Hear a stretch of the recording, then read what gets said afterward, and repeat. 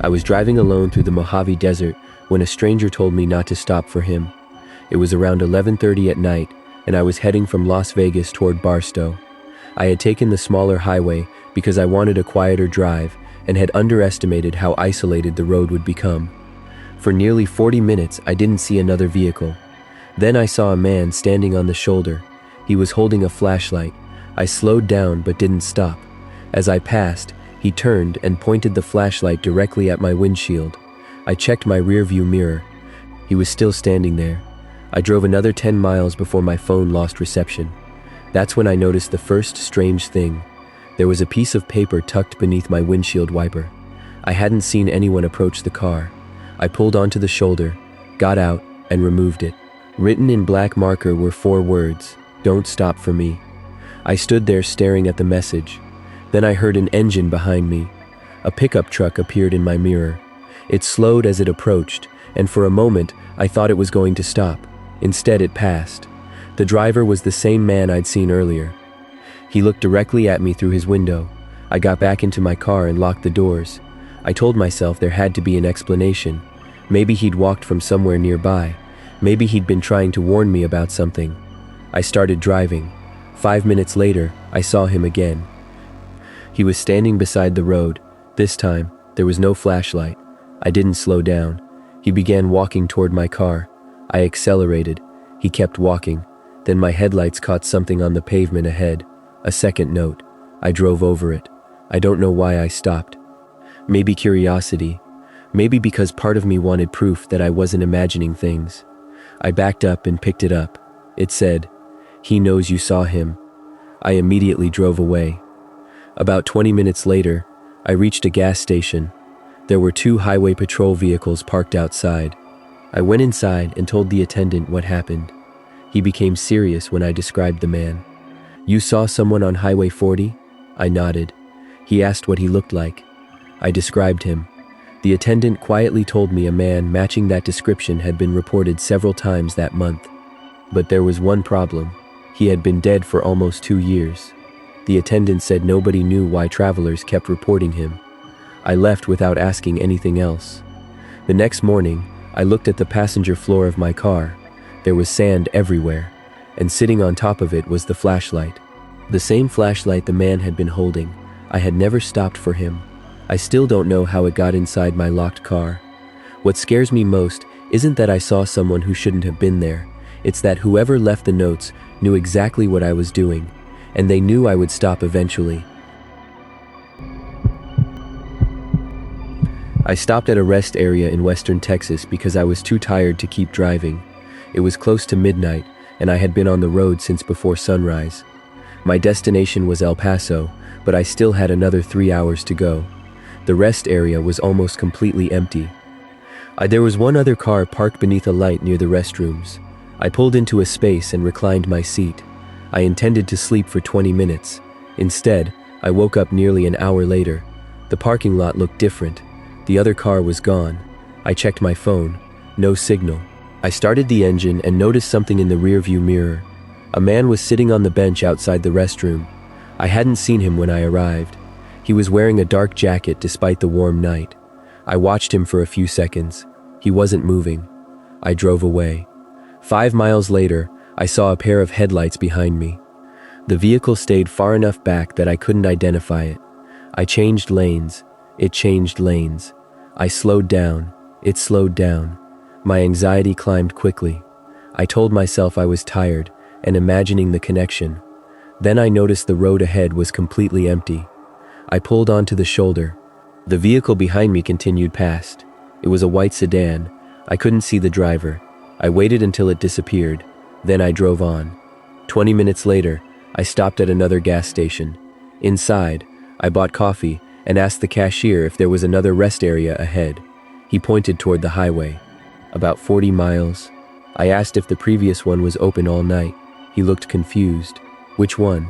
I described it. He shook his head. That one's been closed for years. I laughed because I thought I'd misunderstood. He pulled out his phone and showed me a local map. There was no rest area where I'd stopped. I drove back the next morning. There was nothing there.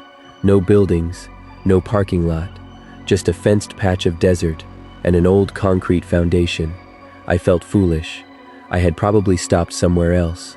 That's what I told myself, until I checked my dash camera. The recording showed me pulling into the rest area. The lights were visible, the restroom was visible, the bench was visible, and the man was sitting there. I watched the footage several times. Then I noticed something I'd missed.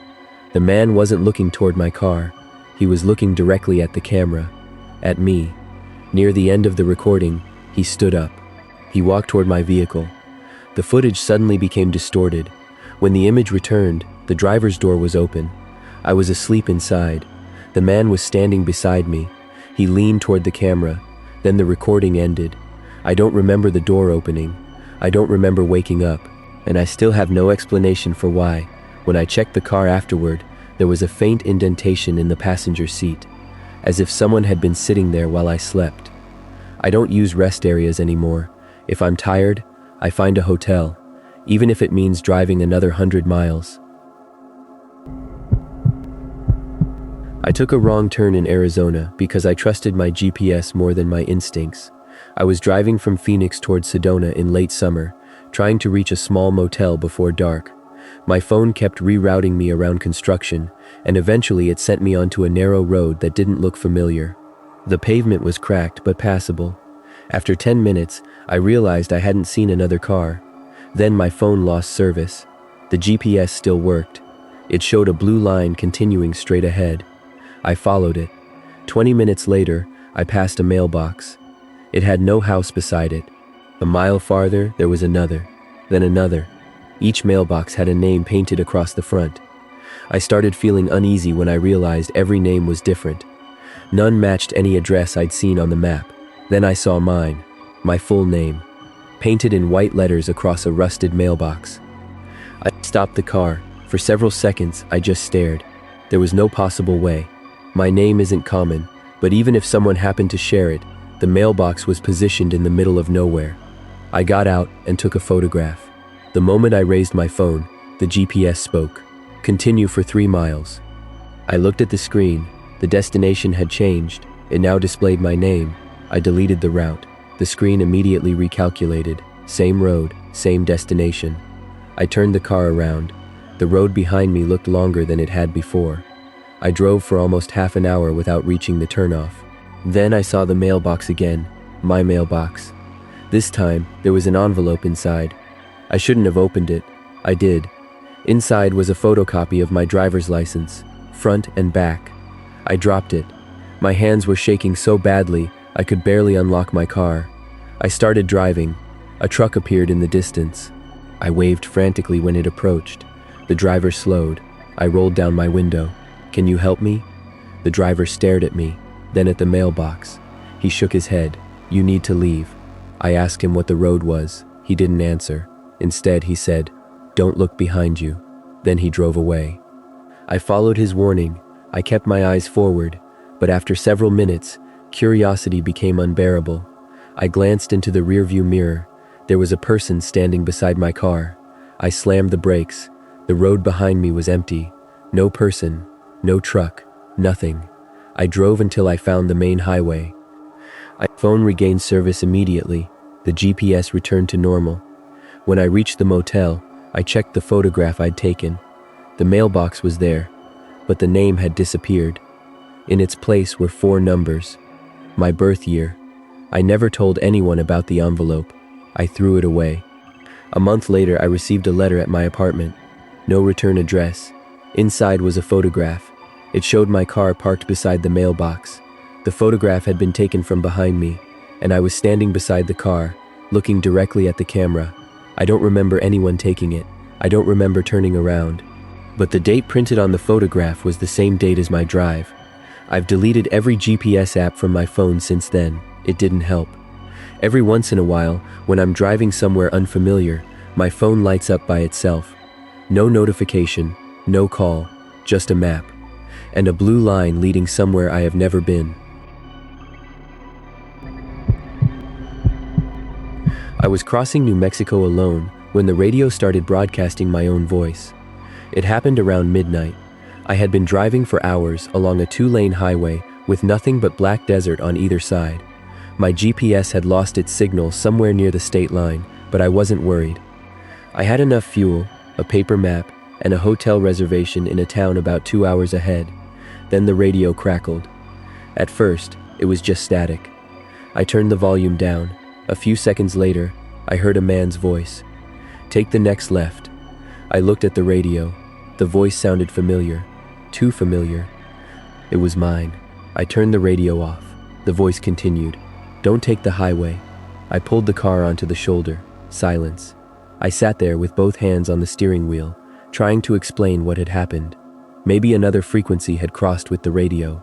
Maybe exhaustion was affecting me. I switched it back on. Music. A country song. I laughed nervously and continued driving. 10 minutes later, the voice returned. "There's a truck behind you." I looked in the mirror. There was. A white pickup was approaching quickly. The voice spoke again. "Slow down." I did. The truck passed me. Nothing unusual happened, but my hands were sweating. Then the voice said something that made my stomach drop. "You're going to remember this wrong." I turned the radio off again. This time I kept it off. For the next hour, nothing happened. Eventually, I saw a rest area sign. I pulled in. The parking lot was empty except for one sedan near the far end. I got out, stretched my legs, and walked toward the restroom. Halfway there, I heard my voice behind me. "Don't go inside." I spun around. The radio was still inside my car. I stood frozen. Then I noticed the sedan. Its driver was watching me. I got back into my car and locked the doors. The sedan started its engine. I started mine. It followed me onto the highway. For 20 minutes it stayed behind me.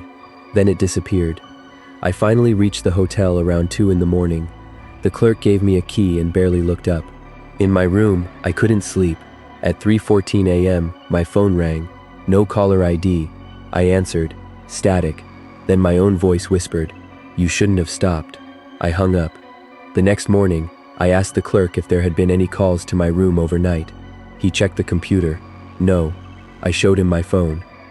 He looked confused. Then he asked which room I was staying in. I told him. His expression changed. "That room hasn't been rented in 6 months." I laughed. I thought he was making some kind of mistake. Then he showed me the reservation screen. My name wasn't there. Neither was my credit card. I drove home that afternoon without stopping. When I checked my phone later, there was one new voicemail. It was recorded at 3:14 a.m. I listened once. My own voice said, "Next time, keep driving." I deleted it. But sometimes, late at night, my car radio turns itself on, and before the music starts, I hear myself breathing.